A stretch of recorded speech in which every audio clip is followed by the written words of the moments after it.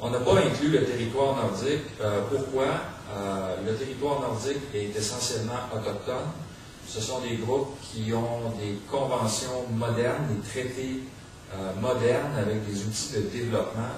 Et c'est un territoire, évidemment, à l'économie et à la géographie très particulière. On est très loin d'un territoire rural. Mais également, il y avait là des outils entre les mains des communautés pour qu'ils fassent leur développement. Les Cris, les Inuits, les Naskapi. Et on n'avait pas le sentiment que la partie rurale plus au sud avait l'équivalent en termes de capacité d'action sur leur territoire. Vous voyez sur cette diapo-là 1000 municipalités. Pour définir le territoire rural, ça a été de la négociation avec différentes organisations. Nous avons extrait les agglomérations de recensement. Je ne sais pas, il y a quelqu'un de Statistique Canada qui est ici, une agglomération de recensement. C'est toutes les villes et les plus petites villes. Nous avons extrait les agglomérations de recensement. Ensuite, nous avons regardé chaque agglomération de recensement. Et à l'intérieur, s'il y avait de petites municipalités ou de petites villes dont la majorité de la population était considérée rurale par la définition de Statistique Canada, nous les avons inclus dans le territoire rural.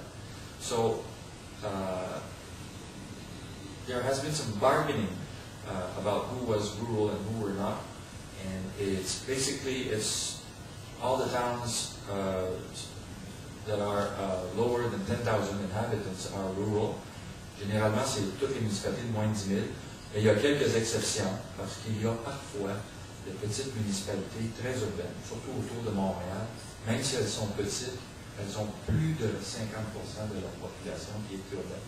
On fonctionne avec cette définition-là depuis la première politique de la ruralité. Il y a eu de petits ajustements avec la deuxième politique, mais c'est en gros un territoire qui fait consensus avec nos partenaires, les gens qui représentent les municipalités, Solidarité rurale, etc. Et les ministères également. C'est 26% de la population du Québec, 20% du PIB. La population rurale est en croissance. Mais lorsqu'on regarde à l'intérieur du monde rural québécois, ce sont les municipalités qui sont plus près des villes qui sont en croissance et les municipalités plus éloignées sont en décroissance.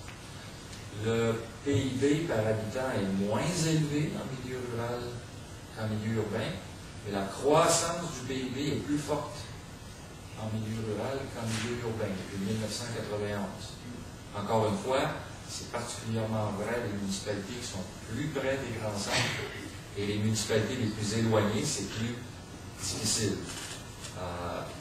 Évidemment, c'est lié à toute la question des jeunes couples qui recherchent une qualité de vie ou le prix des maisons et vont se situer assez loin des grands centres, ou encore des baby boomers qui retournent vers le type de qualité de vie qu'offre le milieu rural. Deux trends, deux évolutions qui expliquent peut-être les nouvelles tendances démographiques des dernières années. La politique elle-même, elle ne remplace pas les politiques sectorielles. Nous n'avons pas remplacé les politiques de développement régional. Nous n'avons pas remplacé les politiques de développement agricole ou forestier. C'est un nouvel outil qui a été ajouté à la disposition des communautés.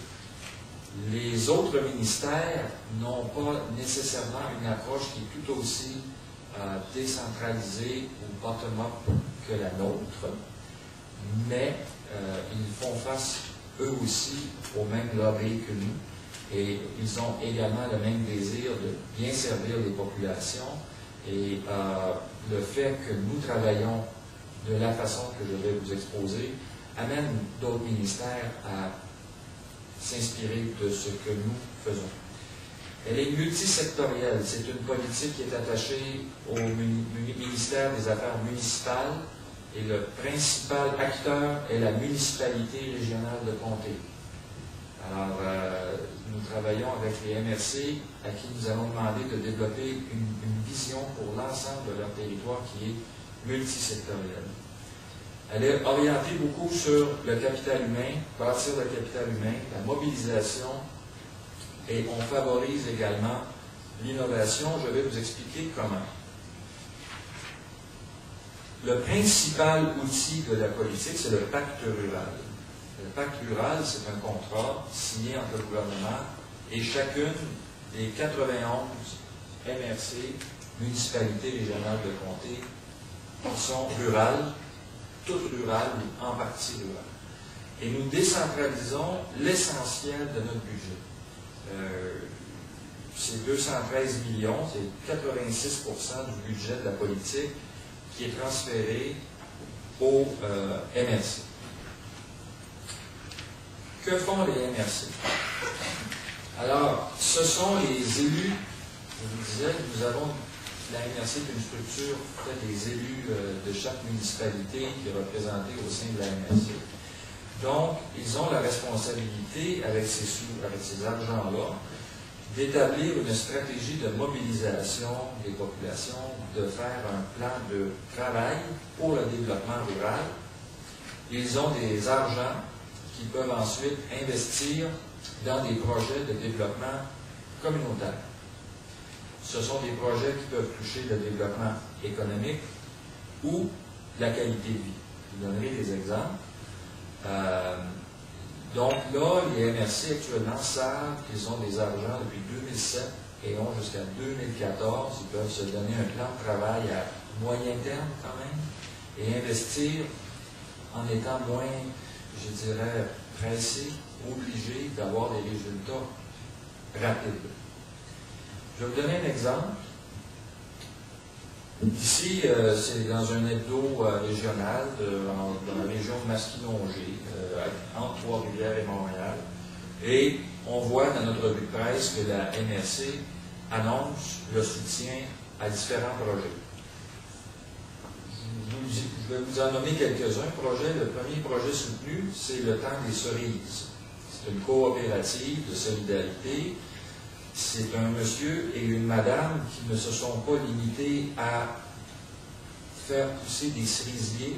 Il n'y en a plus beaucoup au Québec, mais qui ont fondé une coopérative de solidarité pour partager le know-how, pour partager l'expertise. Et ils souhaitent que dans la région, ils se fassent d'autres, ce ne sont pas des vergers, là, mais des champs de production de cerises. Et ils sont également dans la transformation de cerises dans différents types de produits. Alors, le pacte rural aide cette boîte de solidarité. La deuxième, c'est de l'aide à un site Internet transactionnel pour avoir accès à des produits locaux, des produits fermiers locaux. Un autre projet qui est cité, c'est des équipements qui sont ajoutés dans un centre de petite enfance, un centre, une garderie. Donc là, on touche la qualité de vie ici. Alors, c'est le genre de choses que font les gens avec les argents des pactes ruraux. Nous avons décentralisé de l'argent vers les MRC. On va aller à l'autre slide. Nous subventionnons également des agents de développement ruraux. 136. Nous remettons 25 000 par MRC, une, deux, parfois trois fois, pour qu'il y ait des professionnels dédiés au développement rural. Des professionnels que nous rassemblons une fois par année pour partager les connaissances, qui repartent, qui sont à l'emploi des MRC, et qui soutiennent les promoteurs, qui les aident à aller chercher les aides gouvernementales chez nous ou dans d'autres ministères, ou qui peuvent conseiller leurs autorités politiques. Les premiers agents ruraux ont été embauchés en 1996, il y en avait 35 à l'époque. Et de 35, on est passé à 80 dans la première politique et maintenant à 136. Et il y a des gens maintenant qui ont beaucoup d'expérience et qui s'en font une mission personnelle que d'être agent de développement rural. Alors là, on a des gens qui aident, je disais, au capacity building, qui viennent ajouter, et maintenant que nous avons plusieurs années d'expérience, qui ont une expertise assez forte et pointue en développement rural, ce que nous n'avions pas il y a 10 ans. Les résultats, pour ce qui est des pactes, de 2002 à 2007, 5 000 projets dans 20 secteurs d'activité. Est-ce que ce sont tous des bons projets? Je ne sais pas.